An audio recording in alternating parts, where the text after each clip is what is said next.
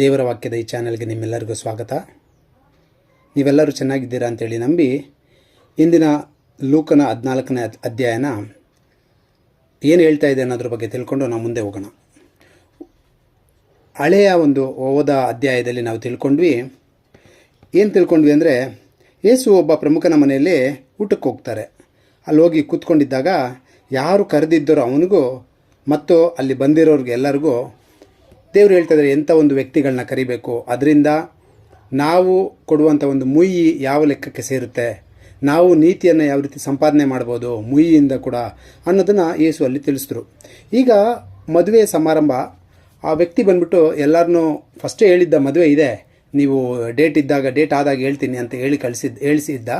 ಈಗ ಮದುವೆ ದಿನ ಹತ್ರ ಬಂತು, ಎಲ್ಲ ರೆಡಿ ಆಯಿತು. ಈಗ ಇನ್ನೊಬ್ಬ ಸೇವಕನನ್ನು ಕಳಿಸ್ತಾ ಇದ್ದಾನೆ, ಹೋಗು ಆ ಎಲ್ಲ ವ್ಯಕ್ತಿಗಳಿಗೆ ತಿಳಿಸು, ಕರಿ ಮದುವೆ ರೆಡಿಯಾಗಿದೆ ಅಲ್ಲ, ನೀವು ಬನ್ನಿ ಮದುವೆಗೆ ಅಂತ ಅಂತೇಳಿ ಕರೆಸ್ತಾ ಇದ್ದಾನೆ.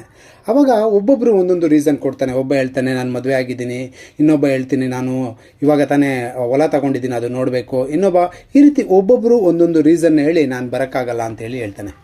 ಸೇವಕ ಏನು ಮಾಡ್ತಾನೆ, ಇದನ್ನು ತಗೊಬಂದು ಇಲ್ಲಿ ಆ ಯಜಮಾನನ ಬಳಿಗೆ ಹೇಳ್ತಾನೆ, ಎಲ್ಲರೂ ಈ ರೀತಿಯಾಗಿ ಹೇಳಿದ್ರು ಅಂತ ಹೇಳ್ಬಿಟ್ಟು. ಬಳಿಕ ಯಜಮಾನ ಕೋಪ ಪಡ್ಕೊಳ್ತಾನೆ. ಯಾಕಂದರೆ ಯಾರ್ಯಾರಿಗಂತ ಹೇಳ್ಬಿಟ್ಟು ಏನೇನೆಲ್ಲ ಪ್ರಿಪೇರ್ ಆಗಿತ್ತಲ್ವ ಅದೆಲ್ಲ ವೇಸ್ಟ್ ಆಗಿಬಿಡುತ್ತಲ್ವ.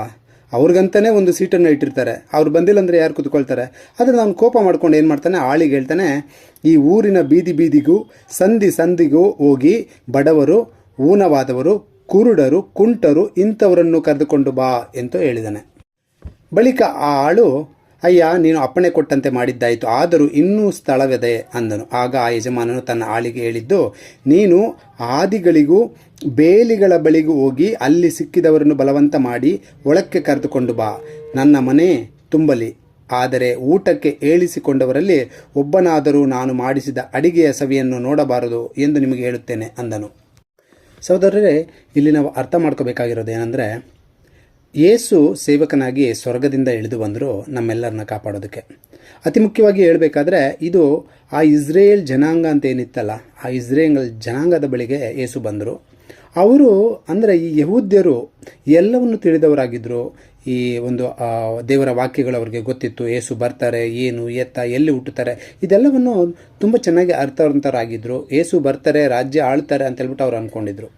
ಅದೇ ರೀತಿ ಯೇಸು ಭೂಮಿಗೆ ಬಂದು, ಹೌದು ಬನ್ನಿ ನಾನು ಬಂದಿದ್ದೀನಿ, ಈಗ ನಿಮ್ಮನ್ನು ಕಾಪಾಡೋದಕ್ಕಂತೇಳಿ ಬಂದಿದ್ದೀನಿ, ನಿಮ್ಮ ಪಾಪಗಳನ್ನ ಬಿಟ್ಟು ಸ್ವರ್ಗ ಸಾಮ್ರಾಜ್ಯಕ್ಕೆ ಬನ್ನಿ, ನಿಮಗೋಸ್ಕರ ಒಂದು ಔತಣಕೂಟ ರೆಡಿಯಾಗಿದೆ, ನಿಮಗೋಸ್ಕರ ಒಂದು ಉತ್ತಮವಾದ ಒಂದು ಚೇರ್ನ ಒಂದು ಆಸನನ ರೆಡಿ ಮಾಡಿದ್ದೀನಿ ಅಂತೇಳ್ಬಿಟ್ಟು ಕರಿಬೇಕಾದ್ರೆ ಅವರು ಬರೋದಕ್ಕೆ ತಯಾರಿಲ್ಲ. ಅವರು ಒಂದೊಂದು ರೀಸನ್ ಹೇಳ್ತಿದ್ದಾರೆ, ಇಲ್ಲ ನಮಗೆ ರಾಜ್ಯ ಹಾಳ ಅಂತ ಒಂದು ದೊಡ್ಡ ಮಹಾರಾಜನೇ ಬೇಕಾಗಿದೆ, ಇಲ್ಲ ವಾಕ್ಯ ಈ ರೀತಿಯಾಗಿ ಹೇಳ್ತಾ ಇದ್ದೆ ಅದರಿಂದ ನೀನು ಸುಳ್ಳು, ಇಲ್ಲ ನೀನು ಬಂದ್ಬಿಟ್ಟು ಒಂದು ಪವಾಡವನ್ನು ಮಾಡಿ ತೋರಿಸು ನಮ್ಮ ಮುಂದೆ, ಆವಾಗ ನಾನು ನಿಮ್ಮನ್ನು ನಂಬ್ತೀನಿ. ಈ ರೀತಿಯಾಗಿ ಒಂದೊಂದು ರೀಸನ್ನ ಕೊಟ್ಟು ಆ ಒಂದು ಸ್ವರ್ಗ ಸಾಮ್ರಾಜ್ಯಕ್ಕೆ ಹೋಗೋದಕ್ಕೆ ನಾವು ಬಾಧ್ಯಸ್ಥರಲ್ಲ ಅಂತೇಳ್ಬಿಟ್ಟು ಅವ್ರಿಗೆ ಅವರೇ ತೋರಿಸ್ಕೊಳ್ಳೋಂಥವ್ರಾಗಿದ್ದರು. ಅದಕ್ಕೆ ಇಲ್ಲಿ ದೇವರು ಹೇಳ್ತಿದ್ದಾರೆ, ಯಜಮಾನ ಸಿಟ್ಟುಗೊಂಡು ಆಳಿಗೆ ಹೇಳಿದ್ನಂತೆ, ಏನಂತ, ಹೋಗು ಆದಿ ಬೀದಿಗಳಿಗೆ ಹೋಗು, ಅಲ್ಲಿ ಕುಂಟರು, ಕುರುಡರು, ಕುಷ್ಠರು ಯಾರೇ ಇದ್ದರೂ ಪರವಾಗಿಲ್ಲ ಅಂಥವ್ರನ್ನ ಕರ್ಕೊಂಬ, ನನ್ನ ಒಂದು ಮನೆ ತುಂಬಬೇಕು. ಮನೆ ತುಂಬಬೇಕು ಅಂದ್ರೇನು, ಸ್ವರ್ಗ ರಾಜ್ಯ ತುಂಬೋಗ್ಬೇಕು, ತುಂಬ ಜನ ಅಲ್ಲಿ ಇರಬೇಕು ಅಂತ ಯೇಸು ಬಯಸ್ತಾ ಇದ್ದಾರೆ. ಅದರಿಂದ ಅವ್ರು ಹೇಳ್ತಾ ಇದ್ದಾರೆ, ಹೋಗು ಯಾರನ್ನ ಬೇಕಾದ್ರೂ ಕರ್ಕೊಂಬ, ಕುಂಟರು, ಕುರುಡರು, ಕುಷ್ಠರು ಯಾರನ್ನ ಬೇಕಾದ್ರೂ ಕರ್ಕೊಂಬ, ನನ್ನ ಸ್ವರ್ಗ ಸಾಮ್ರಾಜ್ಯ ತುಂಬಬೇಕು. ಆದರೆ ಇಲ್ಲೊಂದು ಹೇಳ್ತಾ ಇದ್ದಾರೆ, ಆದರೆ ನಾನು ಇದಕ್ಕಿಂತ ಮುಂಚೆ ಯಾರನ್ನ ಕರೆದಿದ್ನಲ್ಲ, ನಾನು ಬನ್ನಿ ನೀವು ಊಟಕ್ಕೆ ಅಂತೇಳ್ಬಿಟ್ಟು ದೊಡ್ಡ ವ್ಯಕ್ತಿಗಳು, ಘನತ ವ್ಯಕ್ತಿಗಳು ಅಂತೇಳಿ ಏನೋ ಕರೆದಿದ್ನಲ್ಲ, ಅವರು ಒಬ್ಬರು ಕೂಡ ಇಲ್ಲಿ ಬಂದು ಊಟ ಮಾಡಬಾರ್ದು, ಯಾಕಂದರೆ ಅವರು ಬಾಧ್ಯಸ್ಥರಲ್ಲ ಅಂತೇಳಿ. ಯಾಕಂದರೆ ನಮ್ಮ ಒಂದು ಸಾಮ್ರಾಜ್ಯದಲ್ಲಿ ನಾವೊಂದು ಈ ಒಂದು ಪ್ರಪಂಚದಲ್ಲಿ ನಾವು ನೋಡ್ತೀವಿ, ದೊಡ್ಡ ವ್ಯಕ್ತಿಗಳಂದರೆ ಯಾರು, ದುಡ್ಡಿರುವಂಥ ಒಂದು ವ್ಯಕ್ತಿಗಳಾಗಿರ್ತಾರೆ, ಪರವಾಗಿಲ್ಲ, ಅಥವಾ ಈ ರಾಜಕೀಯದಲ್ಲಿ ಇದ್ದರೂ ಪರವಾಗಿಲ್ಲ, ಅಥವಾ ಘನ ವ್ಯಕ್ತಿಗಳು ಅಂದರೆ ದೊಡ್ಡ ಬಿಸ್ನೆಸ್ ಮಾಡೋಂಥವ್ರು ಇರ್ಬೋದು, ಯಾರು ಇರ್ಬೋದು, ನಾನು ಒಳ್ಳೆಯವರು ಕೆಟ್ಟವರು ಅಂತ ಹೇಳಿದೆ, ಘನ ಇರೋವಂಥವ್ರು, ದುಡ್ಡು ಇರೋಂಥವ್ರು ಏನು ಮಾಡ್ತಾರೆ ಅಂದರೆ, ದೇವರು ಅಂದರೆ ಅವ್ರನ್ನ ನೆಗ್ಲೆಕ್ಟ್ ಮಾಡ್ತಾರೆ. ದೇವರ ಬಿಡೋ ನೋಡ್ಕೊಳ್ಳೋಣ, ಇವತ್ತು ನಂದು ಬಿಸ್ನೆಸ್ ಫಸ್ಟು, ಆಮೇಲೆ ನೋಡ್ಕೊಳ್ಳೋಣ ಬಿಡು, ದೇವ್ರಿಗೆ ಬಿಡು 50,000 ಕೊಟ್ಟರೆ, ಕಾಣಿಕೆ ಕೊಟ್ಟರೆ ಆಯಿತು, ಮುಗೀತು ಅಷ್ಟೇ ಬಿಡು, ದೇವ್ರಿಗೆ ಒಂದು ಕಿರೀಟ ಕೊಟ್ಟರೆ ಸಾಕು ಬಿಡು, ಮುಗೀತು ಬಿಡು, ಹಬ್ಬ ಬಂತಲ್ಲ ಒಂದು 50,000 ಕೊಟ್ಟರೆ ಬಿಡು ಸಾಕು ಬಿಡು. ಈಗ ನಾವೇನು ಅಂದ್ಕೊಂಡಿದ್ದೀವಿ, ದೇವರನ್ನ ದುಡ್ಡಿನ ಒಂದು ಲಿಸ್ಟಲ್ಲಿ ನೋಡ್ತಾ ಇದ್ದೀವಿ ಹೊರತು ದೇವರಿಗೆ ಮಹತ್ವ ಕೊಡಬೇಕು, ನಿನ್ನನ್ನು ನೀನು ಕಾಪಾಡ್ಕೊ ಅಂತ ಬಂದಾಗ ಇಲ್ಲ, ನನಗೆ ಅದು ಬೇಕಾಗಿಲ್ಲ, ನನಗೆ ಬ್ಯುಸಿ ಇದೆ, ನನಗೆ ಬಿಸ್ನೆಸ್ ಇದೆ, ನನಗೆ ಆ ಕೆಲಸ ಇದೆ, ಈ ಕಾರ್ಯ, ಈ ರೀತಿ ನಾವೇನು ಮಾಡ್ತಾ ಇದ್ದೀವಿ ಅಂದರೆ ದೇವರನ್ನು ಬಿಟ್ಟು ಬೇರೆ ಕಡೆಗೆ ನಮ್ಮ ಗಮನವನ್ನು ನಾವು ಕೊಡುವಂಥವರಾಗಿದ್ದು. ಅದರಿಂದ ದೇವರು ಹೇಳ್ತಾ ಇದ್ದಾರೆ, ಅವರು ಯಾರು ಕೂಡ ಸ್ವರ್ಗ ಸಾಮ್ರಾಜ್ಯಕ್ಕೆ ಬರಬಾರ್ದು. ಅವರು ನನ್ನ ಜೊತೆಯಲ್ಲಿ ಪಂಕ್ತಿಯಲ್ಲಿ ಕೂತ್ಕೊಂಡು ಊಟ ಮಾಡಬಾರ್ದು.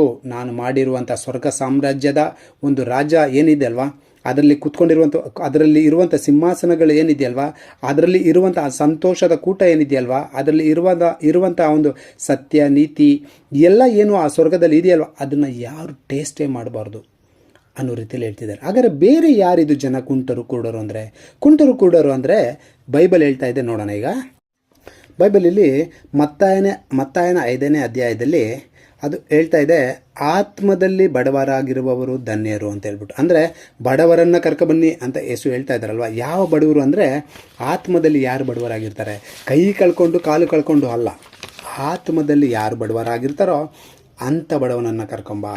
ಹಂಗೆ ಮುಂದುವರ್ಸ್ಕೊಂಡು ಓದ್ತಾ ಹೋಗ್ಬೇಕಾದ್ರೆ, ದುಃಖ ಪಡುವವನನ್ನು ಕರ್ಕೊಂಬ, ಯಾಕಂದರೆ ಅವನ ಸಮಾಧಾನ ಹೊಂದಬೇಕು, ಶಾಂತರನ್ನು ಕರ್ಕೊಂಬ, ನೀತಿಗೆ ಹಸಿದವರನ್ನು ಕರ್ಕೊಂಬ ಅಂತ ಹೇಳ್ಬಿಟ್ಟು ಯೇಸು ಏನು ಮಾಡ್ತಾರೆ 5ನೇ ಅಧ್ಯಾಯದಲ್ಲಿ ಹೇಳ್ತಾರೆ. ಅಂದರೆ ನಾವಿಲ್ಲಿ ತಿಳ್ಕೊಂಡ್ವಿ, ಬಡವರು ಅಂದರೆ ಯಾರು, ಆತ್ಮದಲ್ಲಿ ಬಡವರಾಗಿರೋರನ್ನ ಬಡವರು ಅಂತ ಹೇಳ್ಬಿಟ್ಟು ಹೇಳ್ತಾ ಇದ್ದಾರೆ. ಮತ್ತು ನಾವು ಮುಂದುವರೆದು ಮತ್ತಾಯನ 18ನೇ ಅಧ್ಯಾಯದಲ್ಲಿ 18ನೇ ಅಧ್ಯಾಯ 8ನೇ ವಾಕ್ಯಕ್ಕೆ ನಾವು ನೋಡೋಣ.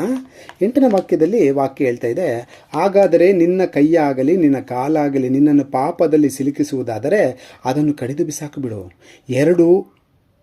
ಎರಡು ಕೈ 2 ಕಾಲು ಉಳ್ಳವನಾಗಿದ್ದು ನಿತ್ಯವಾಗಿರುವ ಬೆಂಕಿಯಲ್ಲಿ ಹಾಕಿಸಿಕೊಳ್ಳುವುದಕ್ಕಿಂತ ಕೈ ಕಾಲು ಕಳೆದುಕೊಂಡವನಾಗಿ ಜೀವದಲ್ಲಿ ಸೇರುವುದು ಲೇಸು. ಅಂದರೆ ನೀನು ಯಾರು ಕುಂಟ ಅಂದರೆ ಯಾರಿಲ್ಲಿ, ಸುಮ್ಮನೆ ಕೈಕಾಲು ಇಲ್ಲದೆ ಹುಟ್ಟಿದವನಲ್ಲ, ಪಾಪದಲ್ಲಿ ಇರುವವನಲ್ಲ. ನಿನ್ನನ್ನು ನೀನು ಪಾಪದಲ್ಲಿ ಇರಬಾರ್ದು ಅಂತೇಳ್ಬಿಟ್ಟು ಕಡಿದು ಬಿಸಾಕ್ಬಿಟ್ಟು, ಅಂದರೆ ಪಾಪವನ್ನು, ಯಾಕಂದರೆ ಶಿಷ್ಯರನ್ನ ನಾವೇನು ಹೇಳ್ತೀವಲ್ಲ, ಯೇಸುವಿನ ಜೊತೆಯಲ್ಲಿದ್ದವರು ಅವರಲ್ಲೂ ಎಷ್ಟು ಜನ ಪಾಪ ಮಾಡಿದರು. ಪೌಲ ದೊಡ್ಡ ಪಾಪವನ್ನು ಮಾಡಿದ್ದವರು. ಹಂಗಂತ ಹೇಳ್ಬಿಟ್ಟು ಹೋಗಿದ್ದಿದ್ರೆ ಕೈಕಾಲನ್ನ ಕಡಿದು ಬಿಸಾಕಬೇಕಾಗಿತ್ತು ಅವರು. ಯಾರು ಇಲ್ಲಿ ಕೈಕಾಲು ಕಡಿದು ಬಿಸಾಕಿಲ್ಲ. ಅವ್ರು ಹೇಳ್ತಾ ಇದ್ದಾರೆ, ನಿನ್ನ ಪಾಪವೆಂಬ ಕೈಕಾಲುಗಳನ್ನು ಕಡಿದು ಬಿಸಾಕು, ನಿನ್ನ ಪಾಪದಲ್ಲಿ ಇರಕ್ಕೆ ಹೋಗಬೇಡ, ಆವಾಗ ನೀನು ಒಳ್ಳೆ ಜೀವನನ ನಡಿಬೇಕು ಅಂತ ಹೇಳ್ಬಿಟ್ಟು. ಹಾಗಾದರೆ ಪಾಪದಲ್ಲಿ ಕೈಕಾಲುಗಳನ್ನ ಕಡ್ದವ್ರು ಏನಾಗುತ್ತಾರೆ, ಕುಂಟರಾಗ್ತಾರೆ. ಅದರಿಂದ ಇಲ್ಲಿ ಹೇಳ್ತಾ ಇದ್ದಾರೆ, ಕಾಲಿಲ್ಲದವನು ಕುಂಟ ಅಲ್ಲ. ಇಲ್ಲಿ ಅವ್ರು ಹೇಳ್ತಾ ಇರೋದು ಕಾಲಿಲ್ಲದವನು ಕುಂಟ ಅಲ್ಲ, ಪಾಪದಿಂದ ನಿನ್ನನ್ನು ನೀನು ಕಡಿದು ಬಿಸಾಕಿದ್ರೆ ನೀನು ಕುಂಟ ಅಂತ ಹೇಳ್ಬಿಟ್ಟು. ಆದರೆ ನಾವಿಲ್ಲಿ ಬಡವನನ್ನು ನೋಡಿದ್ವಿ, ಕುಂಟನನ್ನು ನೋಡಿದ್ವಿ, ಕೋಪಿಷ್ಟನನ್ನು ನೋಡಿದ್ವಿ. ಬನ್ನಿ ಇನ್ನೂ ಒಂದು ನೋಡೋಣ. 3ನೇದು ಕುರುಡ ಅಂದರೆ ನೀವು ಯೌವಾನನ 9ನೇ ಅಧ್ಯಾಯ 39ನೇ ವಾಕ್ಯ ಏನು ಹೇಳ್ತಾಯಿದೆ ಅಂದರೆ, ಈ ತೀರ್ಪು ಏನೆಂದರೆ ಕಣ್ಣಿಲ್ಲದವರಿಗೆ ಕಣ್ಣು ಬರುವುದು, ಕಣ್ಣಿಲ್ಲದವರು ಕುರುಡರಾಗುವರು ಅಂದನು. ಕಣ್ಣಿಲ್ಲದವರಿಗೆ ಕಣ್ಣು ಬರುವುದು, ಕಣ್ಣಿದ್ದವರು ಕುರುಡರಾಗುವರು ಅಂದನು. ಇದನ್ನು ಆತನ ಸಂಗಡ ಇದ್ದ ಫರಿಸಾಯರು ಕೇಳಿ, ನಾವು ಕುರುಡರೇನು ಎಂದು ಕೇಳಿದಾಗ ಯೇಸು ಅವರಿಗೆ, ನೀವು ಕುರುಡರಾಗಿದ್ದರೆ ನಿಮಗೆ ಪಾಪವು ಇರುತ್ತಿರಲಿಲ್ಲ. ಸಹೋದರರೇ, ನಾವಿಲ್ಲಿ ಅರ್ಥ ಮಾಡ್ಕೋಬೇಕು, ಕುರುಡರು ಅಂದರೆ ಯಾರು ಹಾಗಾದರೆ, ಕಣ್ಣಿದ್ದು ಕುರುಡರು, ಕಣ್ಣಿದ್ದು ಎಲ್ಲವನ್ನು ತಿಳಿಯದವರು. ಕಣ್ಣಿದೆ, ನನಗೆ ಓದಿದ್ದೀನಿ, ನಾನು ತಿಳ್ಕೊಂಡಿದ್ದೀನಿ, ಬೇರೆಯವರು ಪಾಪ ಮಾಡ್ತಾ ಇರೋದನ್ನು ನಾನು ನೋಡ್ತಾ ಇದ್ದೀನಿ, ಆದರೂ ನಾನೇನು ಮಾಡ್ತಾ ಇದ್ದೀನಿ, ಇಲ್ಲ ಅದು ನಂದಲ್ಲ, ನನಗಲ್ಲ, ನಾನು ಸುಮ್ಮನೆ ಇದ್ದುಬಿಡ್ತೀನಿ. ಕಣ್ಣಿಲ್ಲದವರು, ನಿಜವಾಗ್ಲೂ ಕಣ್ಣು ಕಾಣದೇ ಇರೋರಿಗೆ ಏನಿರುತ್ತೆ, ಪಾಪನೇ ಮಾಡಲ್ಲ ಅವರು. ಯಾಕಂದರೆ ಏನಂತ ಗೊತ್ತಾಗುತ್ತೆ ಹೇಳಿ, ಅವ್ರಿಗೆ ಏನೂ ಗೊತ್ತಾಗಲ್ಲ. ಅದರಿಂದ ಅವರು ಪಾಪದ ಲಿಸ್ಟಲ್ಲಿ ಬರೋದಿಲ್ಲ. ಕಣ್ಣಿದ್ದು ತಪ್ಪು ಮಾಡುವಂಥ ನಾವೇ ಕುರುಡರಾಗಿರ್ತೀವಿ. ದೇವರು ಎಷ್ಟು ಕ್ಲೀನಾಗಿ ಹೇಳ್ತಾ ಇದ್ದಾನೆ, ಕುಂಟರು, ಕುರುಡರು, ಬಡವರು, ಇಂಥವ್ರನ್ನ ಕರ್ಕೊಂಬ. ಇಂಥವರು ಅಂದರೆ ಪಾಪದಿಂದ ಯಾರು ಮುಕ್ತಿಯನ್ನು ಹೊಂದಿದಾರೋ, ಪಾಪವನ್ನು ಬಿಟ್ಟು ಕುಂಟರಾಗಿ ಕುರುಡರಾಗಿ ಇದ್ದಾರೋ ಅಂಥವ್ರನ್ನ ಕರ್ಕೊಂಬ ರಾಜ್ಯಕ್ಕೆ. ಅವರು ಈ ರಾಜ್ಯಕ್ಕೆ ಬಾಧ್ಯಸ್ಥರು, ಅವರು ನನ್ನ ಪಂಕ್ತಿಯಲ್ಲಿ ಕೂತ್ಕೊಂಡು ಊಟ ಮಾಡಲಿ, ಅವರು ನನ್ನ ಜೊತೆ ಇರಲಿ, ಸ್ವರ್ಗದಲ್ಲೇ ಇರಲಿ ಅಂತ ಹೇಳ್ಬಿಟ್ಟು ಹೇಳ್ತಿದ್ದಾರೆ. ಸಹೋದರರೇ, ಯೇಸು ನಮಗೋಸ್ಕರ ಭೂಮಿಗೆ ಬಂದರು. ಅವರ ಒಂದು ಪವಿತ್ರವಾದ ರಕ್ತದಿಂದ ನಮ್ಮ ಪಾಪಗಳನ್ನ ತೊಳೆದು ನಮಗೆ ಆ ಪಾಪದಿಂದ ಮುಕ್ತಿ ಕೊಡಬೇಕು ಅಂತ ಬಂದಂಥವರಾಗಿದ್ದರು. ಅವರು ನಮಗೆ ಒಂದು ವಾಕ್ಯಗಳನ್ನ ಬಿಟ್ಟು ಹೋಗಿದ್ದಾರೆ. ಆ ಒಂದು ವಾಕ್ಯ ಬೈಬಲಲ್ಲಿದೆ. ನಾವು ಬೈಬಲ್ನ ಓದಬೇಕು. ಯಾರೋ ಒಬ್ಬರು ಬಂದರು, ಏನೋ, ಇವಾಗ ನನ್ನನ್ನೇ ಇಟ್ಕೊಳ್ಳಿ, ನಾನು ಹೇಳಿದೆ ಅಂತ ಅಂದಿದ ತಕ್ಷಣ ನೀವು ಒಪ್ಕೊಳ್ಳೋದು ಬೇಡ. ನಾನು ಹೇಳಿದಂಥ ವಾಕ್ಯಗಳನ್ನ ನೀವು ಬೈಬಲಲ್ಲೂ ತೆಗಿರಿ, ಓಪನ್ ಮಾಡಿ, ಹೌದು ಈ ವಾಕ್ಯ ಇದನ್ನೇ ಹೇಳ್ತಾ ಇದೆಯಾ ಅನ್ನೋದನ್ನು ನೀವು ತಿಳ್ಕೊಳ್ಳಿ. ಅದು ತಿಳ್ಕೊಂಡು ಅದರಂತೆ ನಡೆದಾಗ ಮಾತ್ರ ನಮಗೆ ದೇವರ ರಾಜ್ಯ ಸಿಗುತ್ತೆ. ನೀವು ಶ್ರೀಮಂತರಾಗಿರ್ಬೋದು, ಬಡವರಾಗಿರ್ಬೋದು.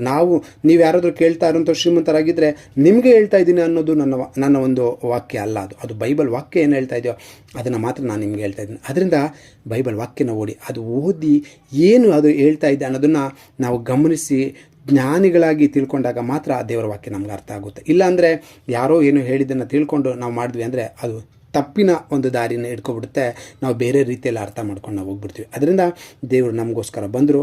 ಅವರ ಅನುಯಾಯಿಯಾಗಿರುವ ನಾವು ಕೊನೆ ತನಕ ಓಡಬೇಕು.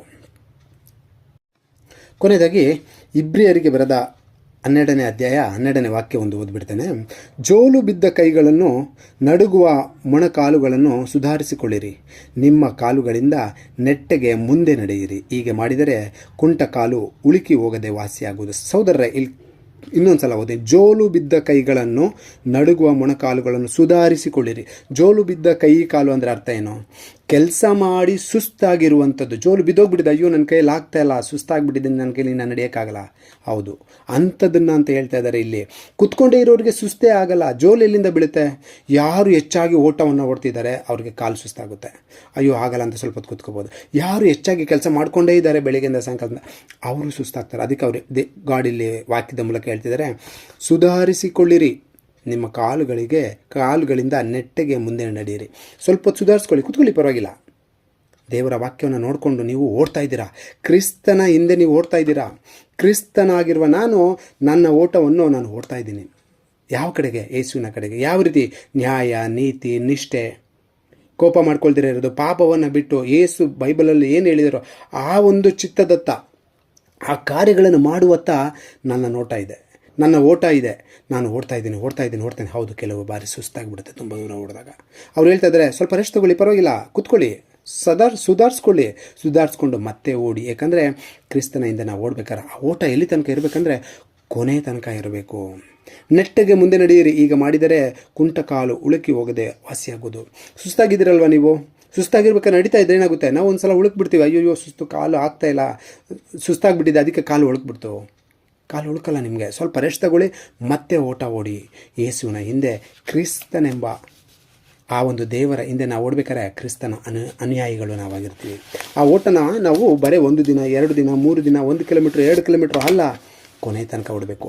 ನಮ್ಮ ಜೀವ ಇರೋ ತನಕ ಓಡಬೇಕು. ಆಗ ಮಾತ್ರ ನಮಗೆ ಆ ಗೆಲುವು ಸಿಗುತ್ತೆ. ನಾವು ಆ ಯೇಸುವಿನ ಜೊತೆಯಲ್ಲಿ ಆ ಪಂಕ್ತಿಯಲ್ಲಿ ಸ್ವರ್ಗದಲ್ಲಿ ಕೂತ್ಕೊಂಡು ಅವರೊಡನೆ ಊಟದಲ್ಲಿ ನಾವು ಭಾಗಿಯಾಗ್ಬೋದು. Thank you. ಈ ಒಂದು ಆಡಿಯೋನ ನೀವು ನಿಮ್ಮ ಫ್ರೆಂಡ್ಸ್ಗಳಿಗೆ ನೀವು ಶೇರ್ ಮಾಡಿ. ಅವರಿಗೆ ಕೂಡ ದೇವರ ವಾಕ್ಯ ಏನು ಹೇಳ್ತಾ ಇದೆ ಅನ್ನೋದು ಅರ್ಥ ಮಾಡಿಕೊಂಡು ಯಾರಾದ್ರದ್ದು ಒಬ್ಬರ ಜೀವನ ಬದಲಾವಣೆ ಆದರೂ ಕೂಡ ಸಂತೋಷ ಆಗುತ್ತೆ. Thank you.